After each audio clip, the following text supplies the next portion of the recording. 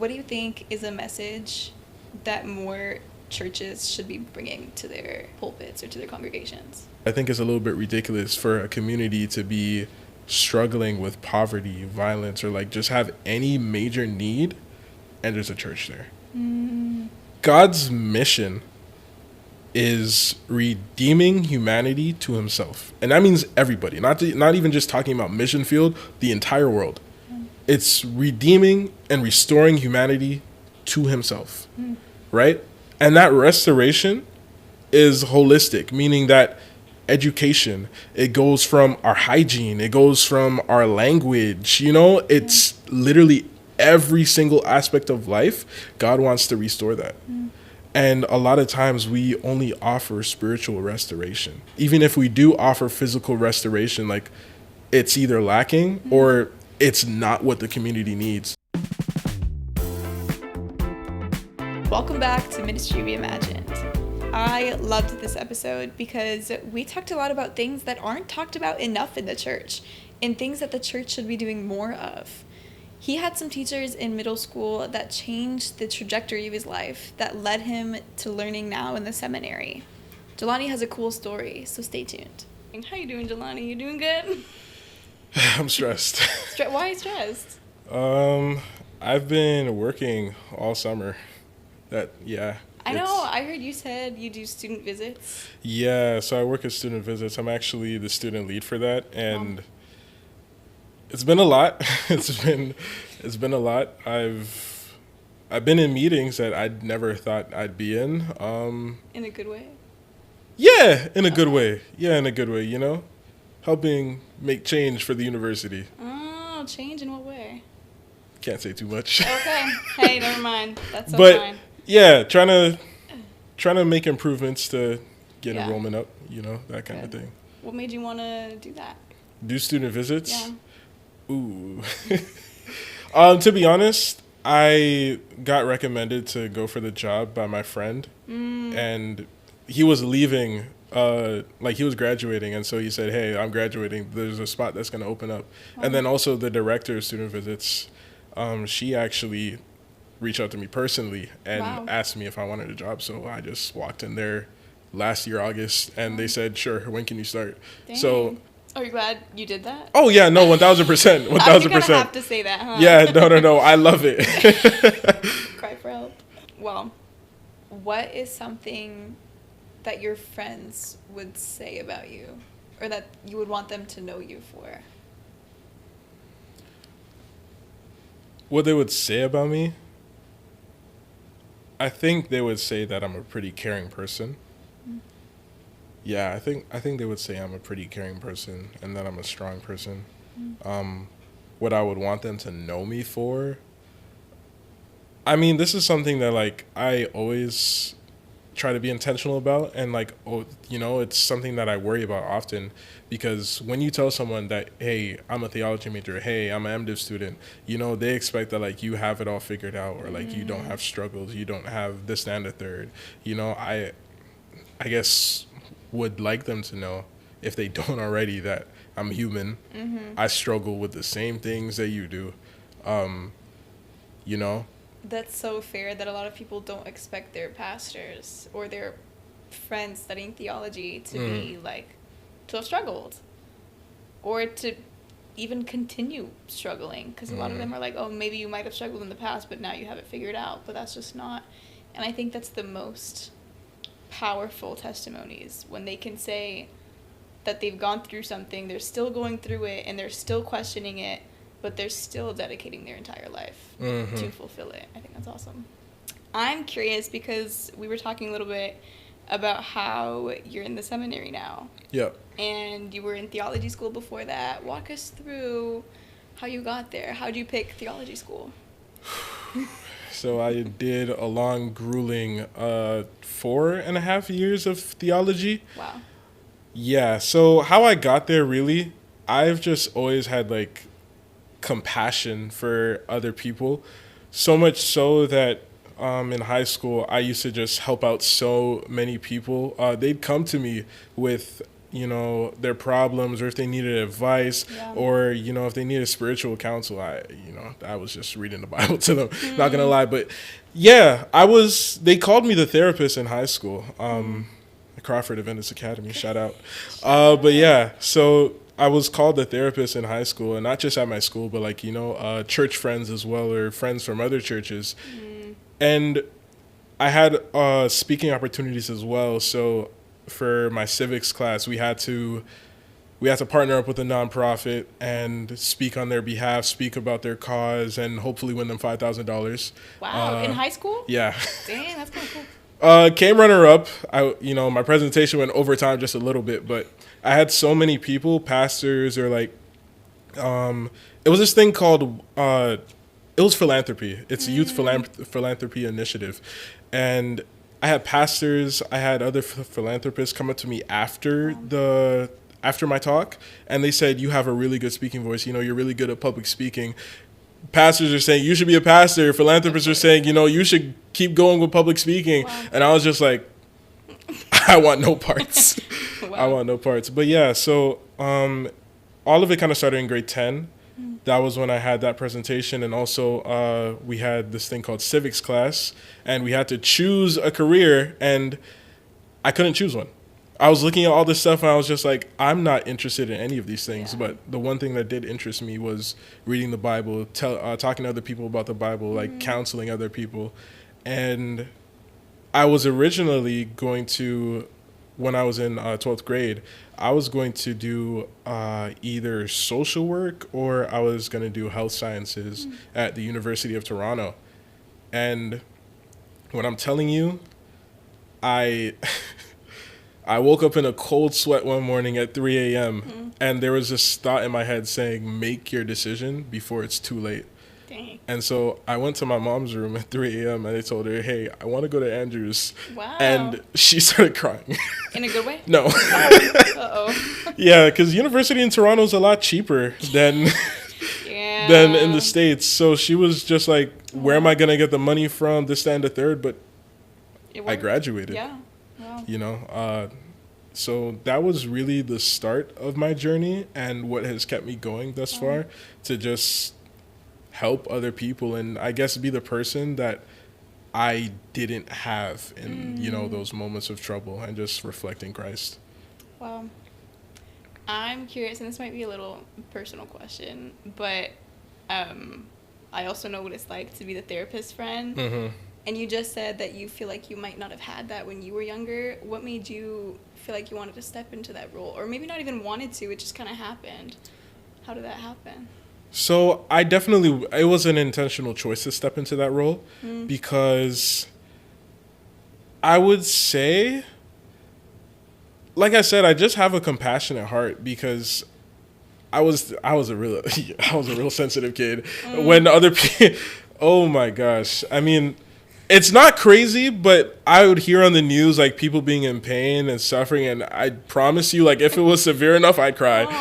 And I just couldn't watch somebody suffer or be in pain, or like they come to me and like I not help. Wow. So that's really what, I made that intentional choice to do that. Dang, I always think it's interesting stepping into the role that you never had. From that, I guess it wasn't a dream, but when you woke up at 3 a.m., how was Andrews, what you heard from? So to provide some more context, a bunch of, Adventist universities came and visited the school. When I was in 12th grade, we also did the tour. So we hit Oakwood, Southern, Kettering, Andrews. And I also had other people, because like I said, there were pastors telling me, hey, you should be a pastor. And I didn't necessarily ask, but they said, hey, make sure you go to Andrews. Berman was really tempting, because they were offering me like a full ride scholarship. Wow. But they didn't have theology at the time. I think they just had religion. And I was just like, I want to study theology. But yeah, everybody was telling me, pastors, even ones that didn't do undergrad at Andrews, but just did seminary, they were saying that, Andrews is the best school to go to. So that's what informed me about that decision. But the main thing was like, I want to do ministry, and like in my mind, I know Andrews to be the best place for that. Plug. Wow. Still working, even not on the clock. That's crazy. I want to ask, even further back than that, what is your, I guess, journey with Christianity as a whole? Ooh. My journey with Christianity. It was a bit of a rough one, to be honest, because never always been in a good place. Even during undergrad, there were times where I wasn't in a good place. And to that, I would say I was really passionate for it, but then there was a lot of trauma that I guess was unchecked or just not addressed. And so when I got older, into my teens, I started looking for, places to belong. And really what I have to say about that, like Toronto has a gang problem. And a lot of my friends that I grew up with, they unfortunately, they became a part of that. And I was almost a part of that. I was almost, one of, and I was just looking for love. I was looking for attention and belonging in all the wrong places. And this was after I had been baptized. I got baptized at 9 because I felt so strongly about it. But yeah, into my teens, I was always looking for something more. And thankfully, my mom put me in Adventist school, and those teachers, I'm not gonna lie, Crawford was really good. People, we all have our complaints about our high school, be included. But one thing I would say, my teachers at Crawford, they really spoke life into me. I went from, in 6th grade, my teacher saying that you're gonna end up in jail one day, to my 7th grade teacher saying that you're so smart, you're intelligent, you have, you're good at public speaking, this, that, and the third. And so it really just empowered me to be more than who I was. And even in religion class, that's when I started really engaging with it, because I won't lie, church that's not where I encountered Christ. It was really at school. But yeah. Dude, that's so sad. Yeah. Wow, why do you think it wasn't church? Well, I would just say, other people have different experiences with it, but I didn't necessarily have the most profound connection with Sabbath school. And I think that's the one place where you should, learn more about God and whatnot. But then in school, my teachers, they're really good at contextualizing things and being applying it to my age and what I'm going through and whatnot. And they were very understanding. I could just sit down in the chaplain's office or the religion teacher, or even my English teacher, and I could just talk about life, and they would help me. They would really sometimes it wasn't even about the Bible, but it's just they would show the character of Christ to me. And it's just I would go home, read the Bible either for my devotion or for an assignment, and then I'd be this teacher, they're like Jesus, stuff like that. Because you said a little part of you got baptized when you were 9, and then because you were so strong and you felt it, what happened to make you lose that? Ooh. I would definitely say it was the environment that I was in. Because as I got older, I became more aware of stuff like problems in my neighborhood. It was so crazy. I've witnessed 2 police raids, going on just in the neighborhood, outside my apartment. And I became aware of a lot of suffering and stuff like that, not just outside, but then also within my own family. And it was just hard to process, and I had nobody to help me process it, because I didn't, it was just I really couldn't necessarily go to my mom about it, because, she has her own trauma, she's hurting, and that might not be something she wanted to talk about. And yeah, I just had all these problems and all that hurt, and I didn't have anyone to really go to. And so, it would lead to problems in school, or I went to French immersion. I can speak French almost fluently now, but back then it was such a struggle. And for a time I struggled in my classes. So it's just I'm going through such internal problems. And on top of that, I'm getting mid grades. And then I go home, my mom's mad at me for getting mid grades. It was just a nonstop cycle. And then also, like I said, being aware of like, you know, the disadvantages in my community, a lot of kids, like their older brothers or their uncles or their dads, gang members and stuff like that. So they have all that trauma. They're bringing it to school. And so like we're fighting almost every single day. Like my classes from like 4th to 6th grade, like we made teachers cry. And like, you know, I'm not saying that but just, it's just such a stark contrast from like where I was and like where I am now, you know? So just a lot of violence that I saw. But for a teacher that you remember when you were in that time, what was the most effective thing that they did?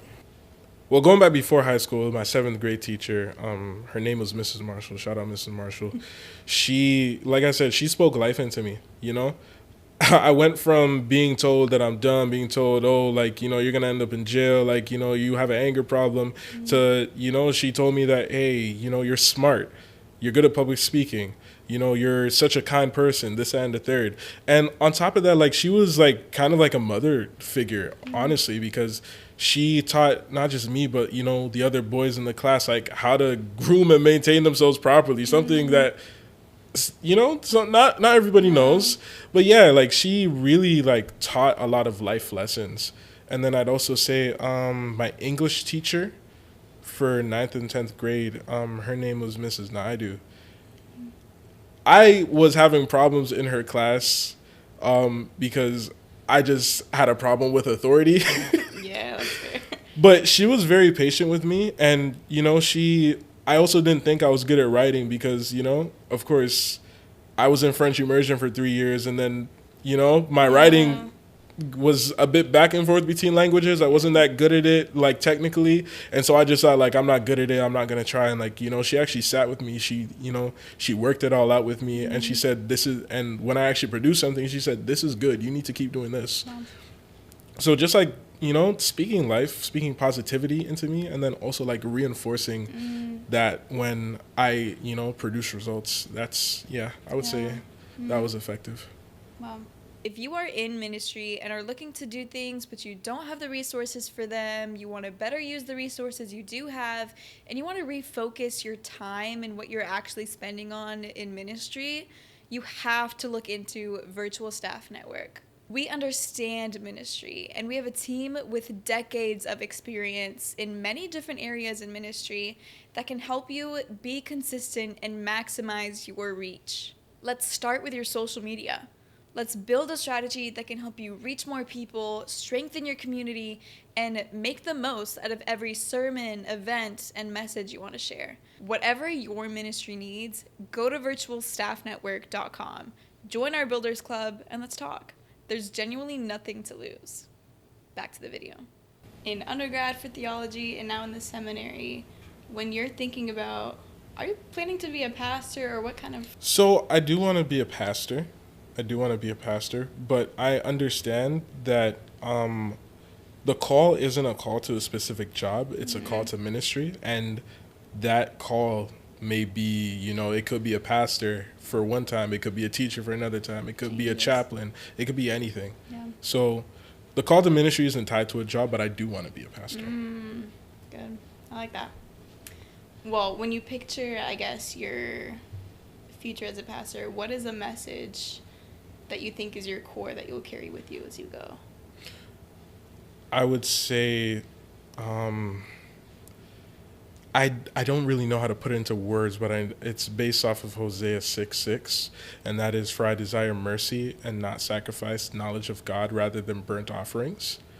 And that's just like, it's really just the entire book of Hosea, to be honest. That is such a profound book, because in it you see the one comparison between our relationship with God to anything else on earth, and it says that it's marriage. Because when Israel was, you know, they were betraying God, they were being idolatrous, God told Hosea that I'm going to let you feel what I feel, and told him to marry a promiscuous woman. And she cheated on him multiple times. And even when, you know, she was, what was it? She was being sold at an auction. Hosea went and he bought her back. And I think that's so profound because it tells us just how much, like it helps us contextualize just how much we hurt God when we're unfaithful to him.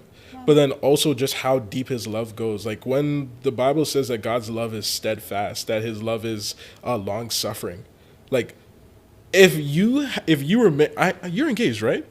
Right? So if your fiance were to cheat on you like nonstop, and then he finds himself in the worst trouble of his life, are you going to, like, would you go and pay for his freedom? No. Now, Crazy context. Right? But that's the thing. And no shame. No shame whatsoever. No shame. I'm a terrible person. No shame whatsoever. But it's like God would do that for us. Yeah. And God did do that for us. And like even it's in chapter 2 of Hosea where it says that I'm of course paraphrasing. I mean, I could probably pull it up. Chapter 4, verse 14, where it says, I will not punish your daughters when they turn to prostitution, nor your daughters-in-law when they commit adultery, because the men themselves consort themselves with harlots and sacrifice with shrine prostitutes. A people without understanding come to ruin. And it brings that mercy thing, like, back around for me, because God is saying that people who, you know, they commit sin or like, you know, they degrade themselves or their lives are being degraded, he's not going to punish them if it's at the cause of someone else. Like, you know what I'm saying? Like God is so understanding that, like in today's world, prostitution and cheating, like that's a big thing. And most people don't forgive other people for that. And God is saying that, hey, when they do this, I'm not going to hold it against them. I'm not going to punish them because I know it's not their fault. Wow. And so that mercy thing is just like, God is so merciful and understanding, you know? And to another part of it, in the Hebrew, I got to bring out the theology. In the Hebrew, where it says, for I desire mercy, it's like I desire hesed.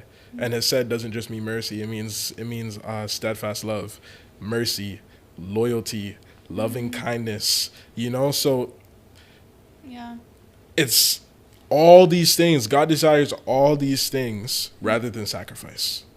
wow. And I feel like a lot of people don't really, like, we tend to think of God as like rigid and like, this is what, but he's a lot more understanding and he's a lot more merciful and loving and kind to us than we give him credit for. Wow. What part of that story resonates most with you? Like, why is that what you want to bring? Like, walk us through back to when you first read that story or first heard that story. What hit most for you? What hit most for me? It was just how real it was. Because, I mean, I've never been cheated on, God forbid. But right. That is something so real, and it's something that a lot of my friends were dealing with. And it's just, God is saying that, hey, when you, like, this is the only comparison. When you do this, this is how it makes me feel. Yeah. Like, that is the best book to get a look into, like, God's heart and how our actions affect him. And that's really what it was, because it kind of made it personal for me, because that's really just it. And then also the mercy part. Also the mercy part, because it was God saying that, hey, that's what it was.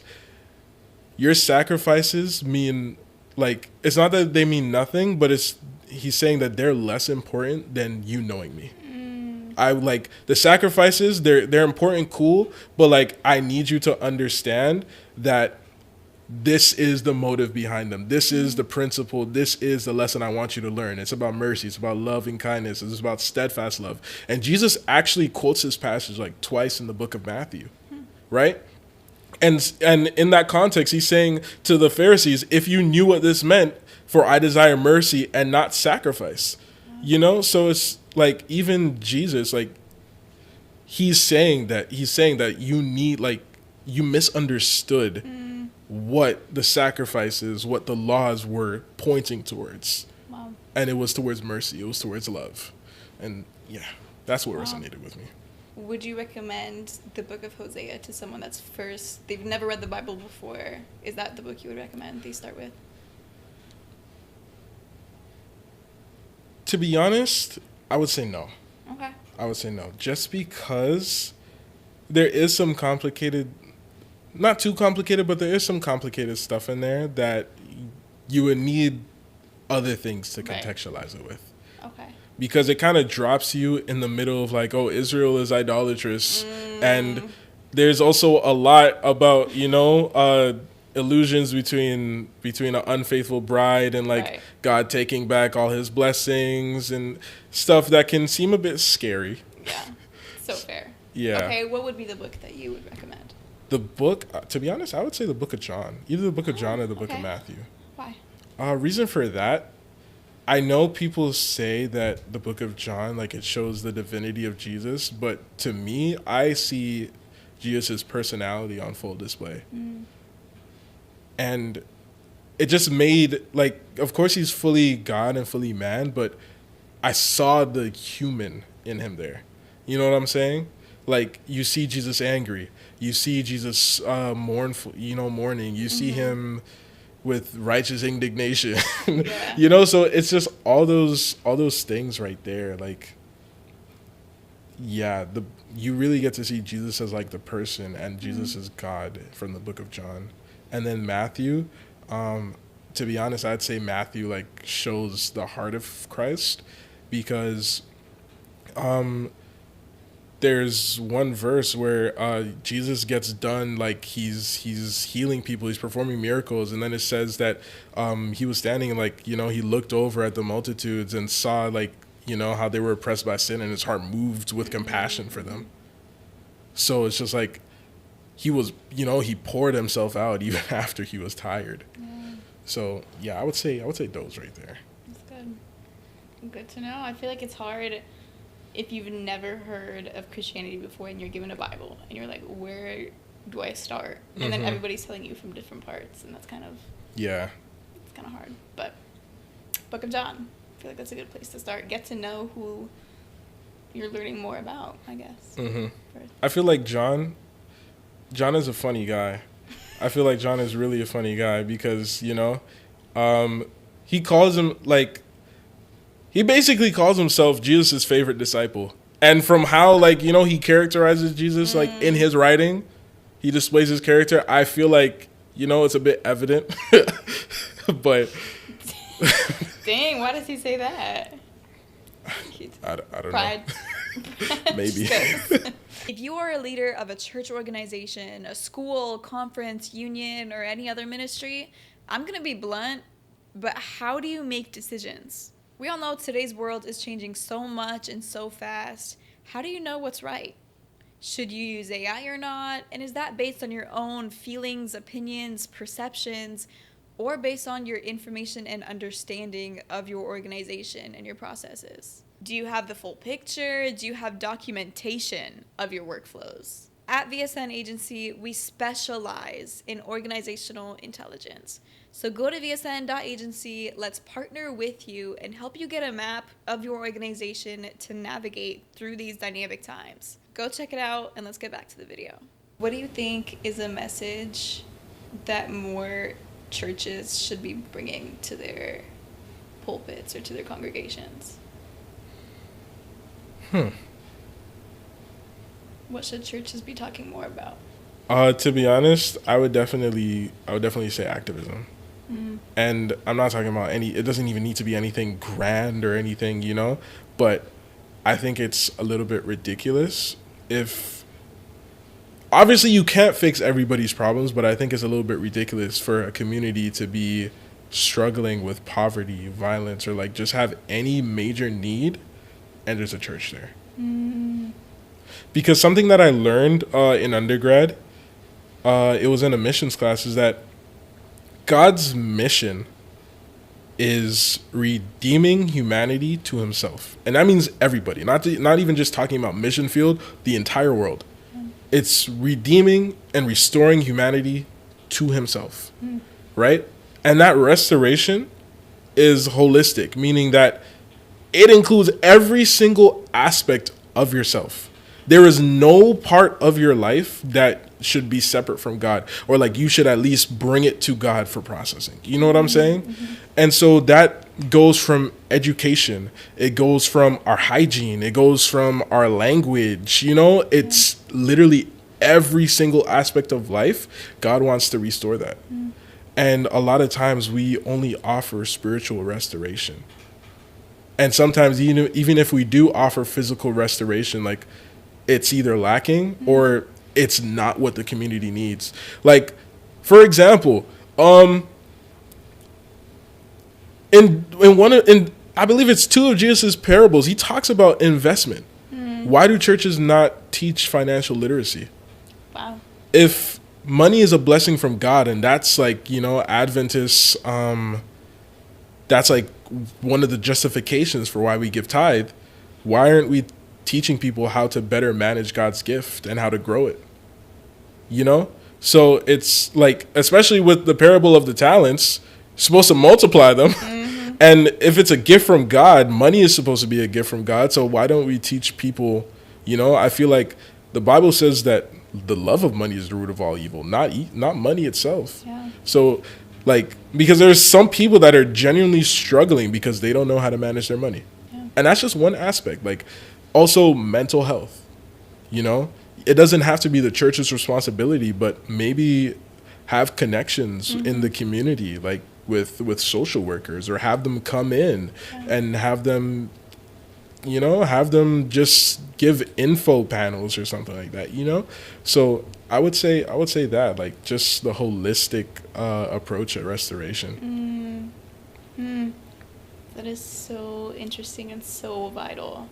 Talking about financial literacy. What do you think has kept you in the church? Because as you said, there was a lot of people that you've grown up with that have either strayed away or never been in it. Mm-hmm. What do you think has kept you? It was definitely school. Mm-hmm. Yeah, it was definitely school. School was Adventist education. Like, I'm not saying everybody has to do it, but like, it's something that I would recommend. I did public school, you know, from a city. Most Adventists in the GTA don't go to Adventist school, you know, so that's something that's normal for me. And public school is great. You know, I love my time in public school up until a certain point. But Adventist school is really where I was able to, like, just lay it all there, you know? I had some of my toughest moments and some of my happiest moments, and it was all related to school and the friends that I made through school. So I would definitely say it was definitely school that, like, kept me in the church, because if it was just church alone, and that's not to you know, downplay, you know, right. no disrespect to my church, but school is what was enough for me. Yeah. Interesting. Do you think if you didn't go to that Adventist school that you would have found it eventually?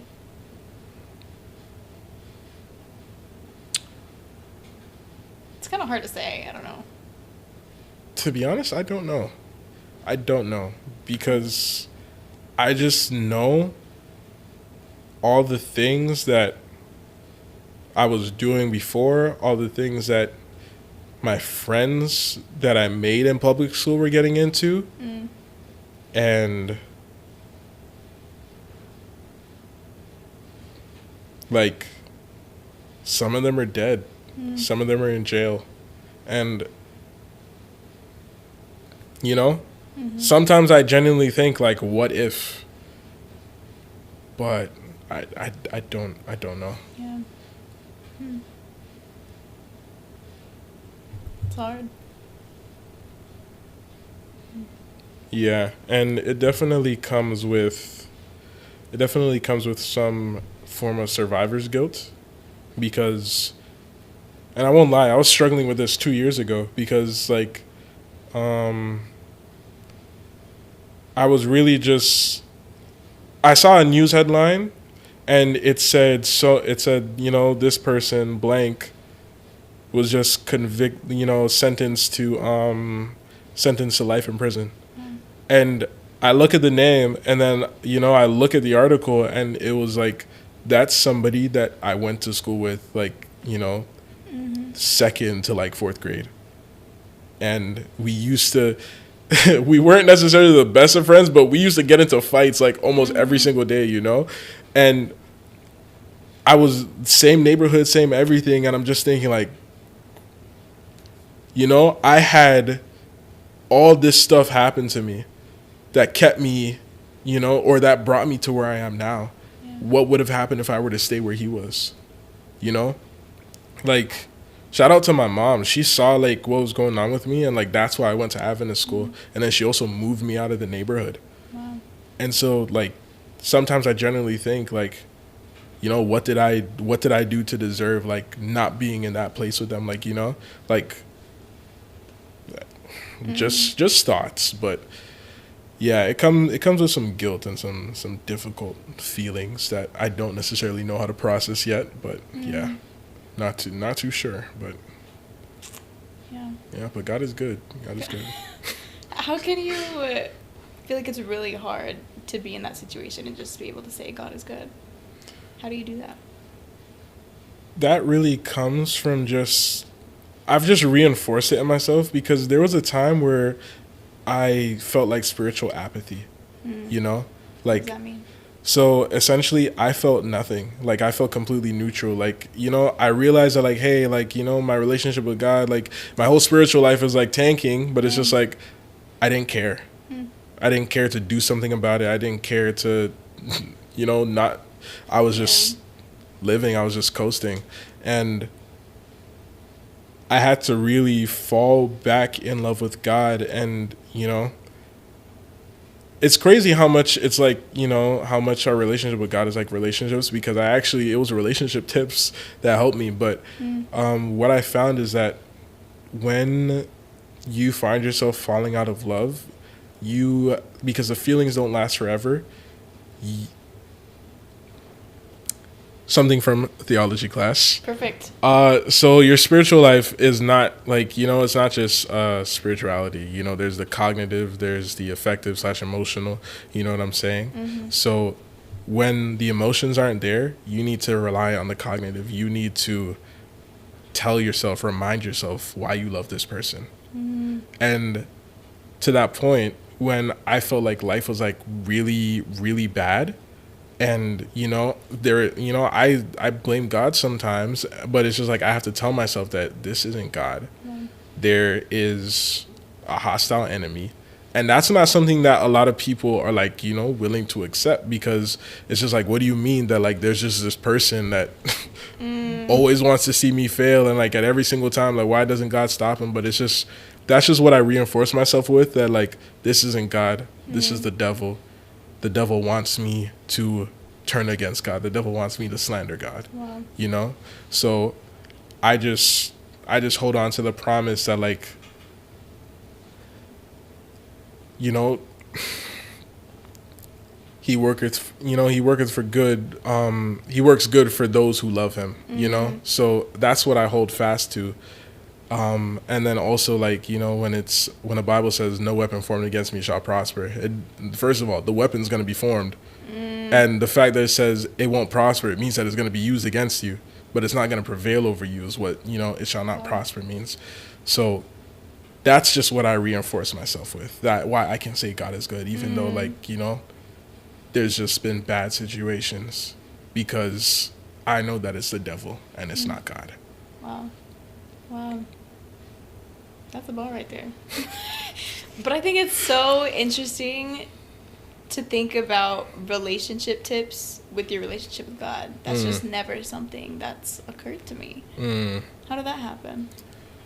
It was because of what is his name? I don't remember what his name is. Was it Mike Todd? Oh, he had that relationship goals thing. Yes, that's him. Right? Yeah. And it was like the book of Hosea, where it's just like God compared it. And then also when I like watched like his series Mike Todd's series Relationship Goals, it's like the two just kind of like mesh together in my brain. It's just like, okay, cool. If this is the closest earthly comparison to like our relationship with God, then like what works for a relationship realistically should work with God. And not only that, it's just like what you would do for your partner, like how you would intentionally get to know them. You would do things that make them happy. You wouldn't do things that they hate or things that, you know, rub them the wrong way or disgust them. That's how you have to treat God too. Wow. So that, yeah, those two things, the book of Hosea and then also relationship goals. Wow. Your time in undergrad in theology, your time in the seminary, what is something you think you've learned that you wouldn't have learned otherwise? I think I've learned a lot about the Bible. And what I mean by that is just what it actually says. Because I can't stress enough, the languages are important. Greek and Hebrew are important because the thing you need to know is that our English translations, they like, oh my word. Yeah. I also did a French minor. So there's context to this. So when I was for my French minor, I had to take translation classes. And in those translation classes, they teach you about the different types of translation. You know, for example, for some languages, there is no direct translation, or like if you were to do a direct translation, there would be meaning loss. Like those are the exact words they're saying, but those words in English don't mean the same thing. Yeah. Right? An example, in French, to me manque means I miss you, but literally it means you are missing from me. Right? And it's just like, if you were to translate that literally, that doesn't equal the same thing. Yeah. Right? But then what you have to do sometimes is you have to look for words that aren't the exact same, but give you the same meaning as the original text. Same weight, yeah. Right? And so that's all to say translation is complicated, and people have their different biases when they're translating as well. So it's just like, I'm not saying any version is better than the other. I mean, I do think that. But Which one? I'd say for New Testament, maybe ESV. But It varies between testaments? that's a whole different can of worms. Interesting. That's a whole different can of worms. But I'd say, yeah. But translation is hard. People have their biases, their own intentions and motives behind translation. Yeah. Like something that I learned in the King James Version, the word for overseer, what we use for pastor, whenever it's applied to women, it says servant instead. And that was because of translation bias. Wow. You know, stuff like that. Translation is hard. It's complicated. People have biases, and sometimes it's better to know to see what the text says in its original sense than to just read it at face value, or at least read different versions. Yeah. Also, because like the Bible is a cultural book. The person who wrote each book has a culture. The people they wrote it to has their own culture. The people who translated it have their own culture as well. Yeah. So there's just a lot of barriers that, you just need to be able to look for. To the question of if there's anything you've learned in undergrad or the seminary, you said the translation was one side. What was the other side? It's about like biblical principle and then standard. And so what I mean by that, for example, modesty, right? That's a principle. And then the standard is how you keep that principle. And some of us have this tendency to believe that if you're not keeping the highest standard, then that means that you are sinning. But all that really matters is that you're keeping the principle. And the thing is that standards change depending on what culture and what country you're in. But a lot of us like to apply the cultural standards of, let's just say, America to other countries. And that's not how things work there. Because what may be modest for you isn't modest for that culture. And like I said, there becomes a problem when we don't look at the Bible as a cultural book. Like, Yeah. an example.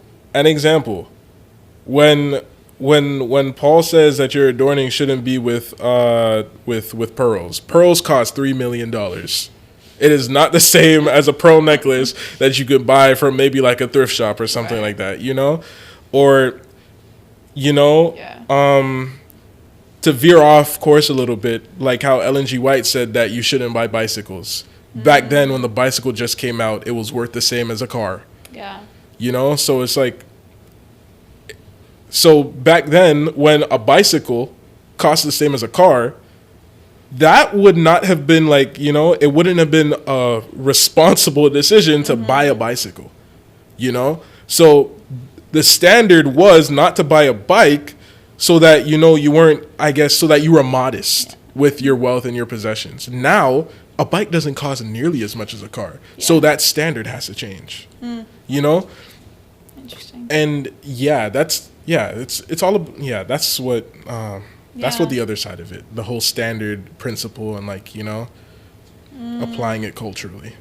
Interesting. I want to ask one more question, and it's, if you have a book, whether it's a book of the Bible or a book you've read or a song or a quote you've heard, what is something that you hold in your life? Okay. You can say multiple. Okay. All right. Book of the Bible, Hosea. Obviously. I I would say another book of the Bible, Ezekiel. Huh. Ezekiel really like, Ezekiel shows the heart of God because like it's chapter 18, I believe, where God basically says that he doesn't believe that children should suffer for the crime of their parents. He says that. Yeah. Wow. Yeah.